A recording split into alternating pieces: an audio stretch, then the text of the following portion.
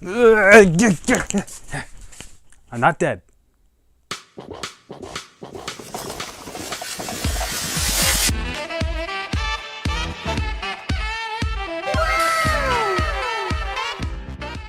What's good, everybody? My name is Valor. Welcome back to my sort of basement workshop. And yes, I am indeed not dead. I am more beardy than I was before, but not quite as much as Wallcom.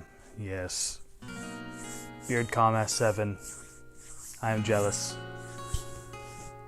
Anyway, I just want to sort of show you that I am, I'm back.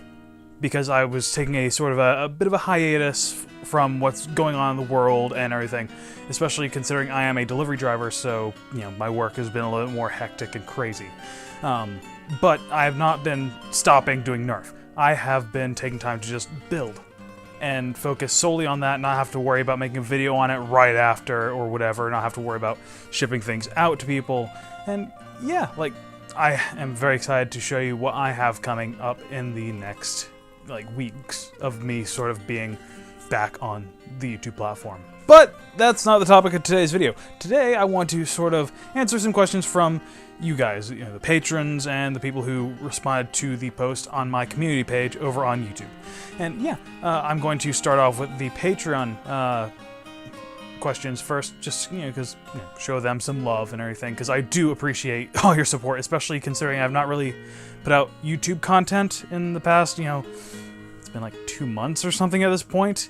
And yeah, I've been continuing to build and everything, and posting all over on Patreon and interacting with you guys there. But yeah, that's mainly been my focus, is just focusing on making stuff and then showing it off later, and when I've been feeling a little better. And today is my birthday. Today will be June 28th, and as for a matter of fact, it is also Markiplier's birthday, which I look up to that man a lot, so it's pretty cool that we share a birthday. The first Patreon question comes from DoritoGremlin, and he asks, when are we gonna race? And to that answer, I'd say it depends on what kind of race, to be honest, because if I try to race with my car, I fear it might blow up a bit before I actually got any sort of leadway into any sort of race. But yeah, and I've packed on the pounds a little bit since quarantining and stuff, because I've been baking a lot. And yeah, but I'll get it off, especially considering I plan to be nice and fit for when we return to big events and everything in a big way, because I want to compete in competitive again. The next question comes from Mr. RowlandRFS, and he asks basically for his kids what got me into Nerf and everything. And back when I first sort of got back into real Nerf guns and everything, and Nerf blasters, but back then we didn't really bother calling them blasters. I had Koosh Vortex blasters before, and then that kind of just got thrown into the toy box and whatever. But later on, when Endstrike came out, I actually picked up a Recon. And I lived in a trailer park, and me and the neighbor, the trailer park kids, would actually have a Nerf war and everything, and I wanted to have that competitive edge. So I figured out, hey, I can throw a bigger spring in here, or shove some pennies behind the spring of a Maverick to make it shoot a little bit harder or whatever. And yeah, that sort of just got me started. And then the fact that I had learned how to paint from painting cars, and my sort of cosplay stuff, I learned to paint that way. But yeah, that was sort of the start, and then I fell back off of it for a while, and it took seeing really cool stuff on YouTube and forums and stuff to really get me back into the game. And here I am. I've developed my skills and everything. I've honed the talent that I had to begin with, and yeah, I just kind of make cool stuff at this point. Chills32 asks, where did my screen name come from? And that would have to actually lead back to my young days, whenever I first started playing Dungeons and Dragons. And Valor is the name of my ongoing character that I've had since I was 7. I haven't played D&D in a while, but I've continued to use that character and just keep him going. And yeah, just half elf ranger. with specialization into fighting and stuff. So, because I was like, I want to be like Link, because he had the bow and the sword and improvised weapons and stuff with the items, and that was really cool. Because being a poor kid in West Virginia, you don't really have much money for things like video games and stuff. I mean, I still had video games, but Dungeons and Dragons and using your imagination is really kind of what took up a lot of my time. And I'd play with my older sister. Shy Guy Wolf asks what my favorite blaster platform is and my preferred darts. Now, I can answer the darts right off the bat and say that Worker Gen 3s are pretty darn good. Recent batches have been sort of iffy on the glue, but when they first came out and stuff, and when they actually fixed their batches and all that, they are really good darts. Now, if I'm using short darts in a flywheeler, I'll use cut down Adventure Force darts. The dart choice really does depend on game type and the blaster I'm using, because flywheelers, the waffle tip darts are perfectly fine. If you want a Springer, you want to use something with minimal contact of any rubber tip on the barrel as possible. So worker darts and dome tips are quite nice, but dome tips I really only use for testing because they do hurt a bit more, regardless of if it's an FEJ or not. But in terms of the platform, it really is hard to choose, because like my loadout changes so much depending on like what game type I'm doing, or what sort of role I'm playing in a group setting or what have you. And I'm always making new stuff, and stuff that I make usually ends up getting sold and given to other people after I've had a chance to play with it for a while. Like my original Woozy, I sold that thing shortly after my car, my Cavalier, got totaled. So, and yeah, like it just my loadout changes too much for me to really settle on a platform, because there's always new things coming out that improve upon certain aspects of other things, and then there's alternatives to blasters, like with the Retaliator Prophecy or the Striped Swordfish. And then there's the whole Caliburn line, the full-size Caliburn, Talon Claw, Chimera, which isn't completely Caliburn-ish, but it was sort of, it's in the same vein. But yeah, McDoyle asks what my favorite food, color, and season is. Now, color is sort of, again, it is sort of hard to choose, but I do tend to gravitate towards like purples and cooler colors and stuff. I think it just mainly comes from the fact that my high school, the main color was like purple, so it kind of grew on me that way. Season, I really like the cooler seasons, like fall and winter, because I like snow and all that, and I can't stand being too hot, because whenever you're hot, you can only take off so much clothes before it becomes a little bit racy. And yet, food-wise, it is hard to choose, because I cook a lot, so an easy answer would probably be like ramen or pizza.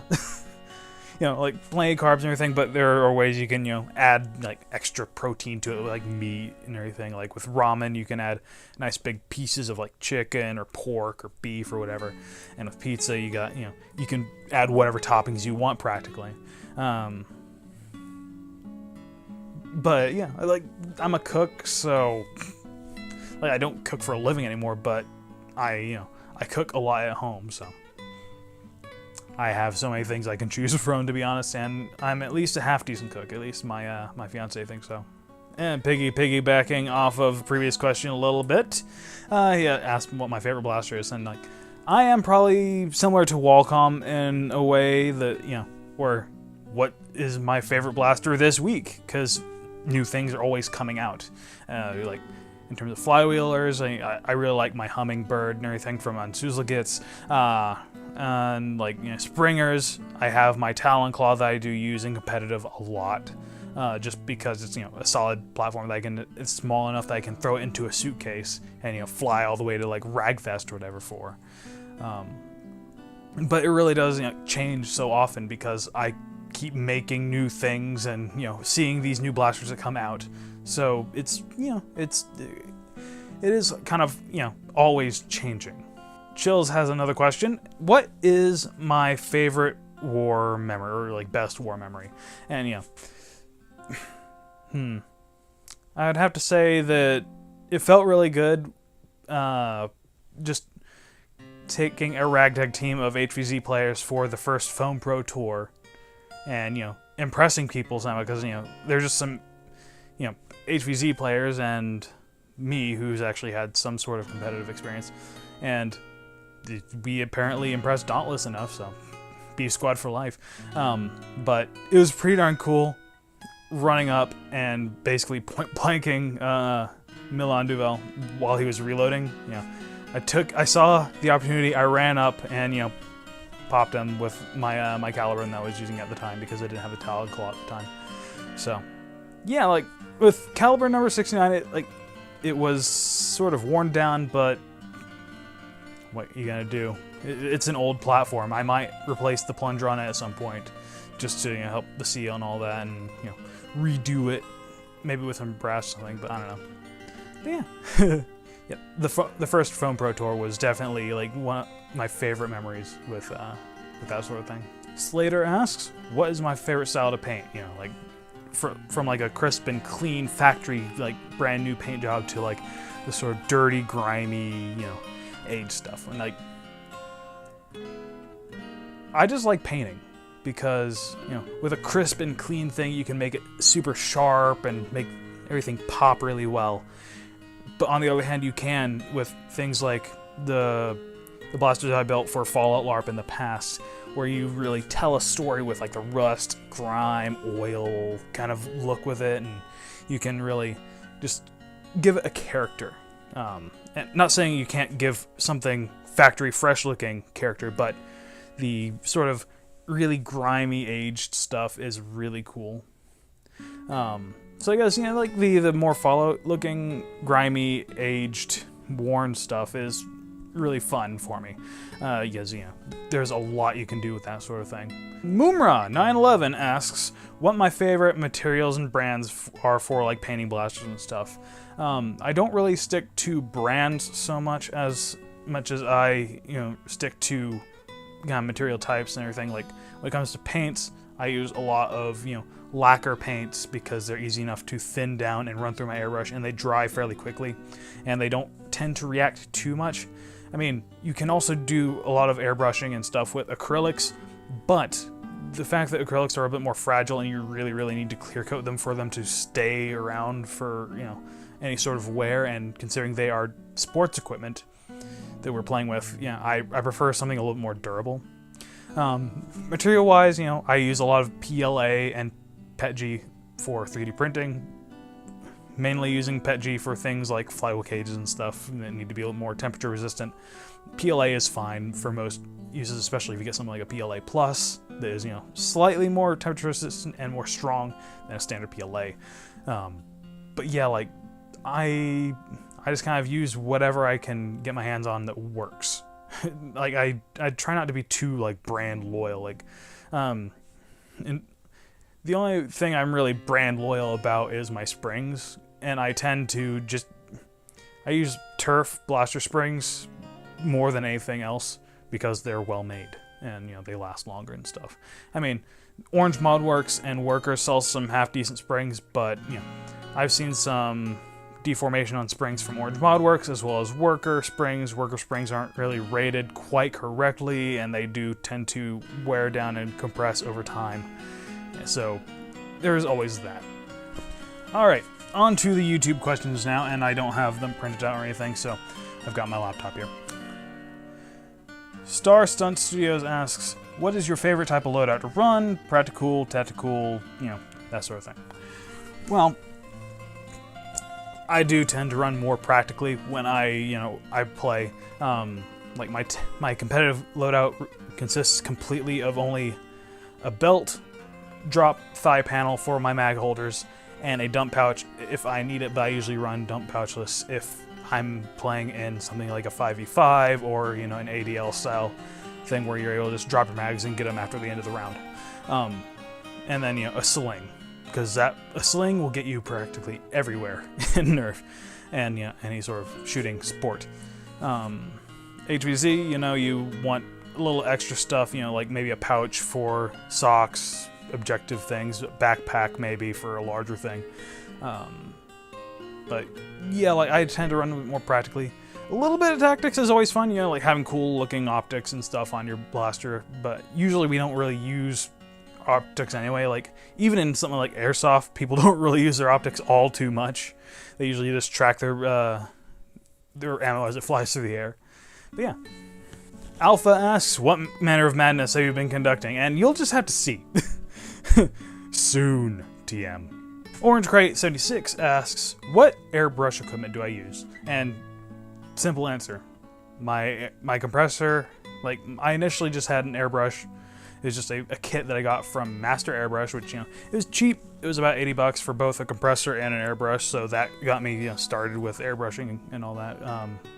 After, you know, having used spray guns or anything for actual proper painting cars in the past. But yeah, like I've moved on from that old Master Airbrush that had broken down on me, and I have like Badger airbrushes I use now. I would like to get myself a slightly higher end airbrush and compressor at some point, but what I have right now has been doing me well, so why change it? And the final question I've got right here is, will I be going to EndWar 2021? And that is definitely a, like, I plan on, but, you know, plans can change. I mean, just look at 2020, for example, with everything that's been going on, events getting canceled, that sort of thing. But yeah, like, I plan on doing a lot of things. It's just a matter of, will I be able to with, you know, circumstances coming up and all that. And I try to attend the bigger events when I can. Like, the main two I like to attend are, well, main three actually: EndWar, Nerfing for Autism, Ragfest. And, you know, if I get invited to others, like say if I were invited over to Foam Fest over in the UK or something, and like I would try my best to make it over there, but, you know, that requires a whole lot of extra stuff. You know, you gotta get a passport and all that. You really gotta plan things out. Gotta make sure your stuff is safe for international travel, and it's just a lot. And that is all for now on this Q&A video. I'm so glad to have you around. And yeah, I just wanted to thank my Patrons once again. There is a link down below. I really appreciate all the support you've given me the past few months, especially with me not really posting much to YouTube, but I have tried my best to be present in other forums in terms of Patreon posts, Facebook, and on Discord and such. And yeah, like, my patrons get access to a special Patreon-only Discord channel where you have a more easy access to, like, communications with me, as well as the Fuzzy Walrus Industries Discord server, which I am on primarily as well. But the fastest way to get to me is on the Patreon Discord. And yeah, as ever, my name is Valor. Thanks for watching.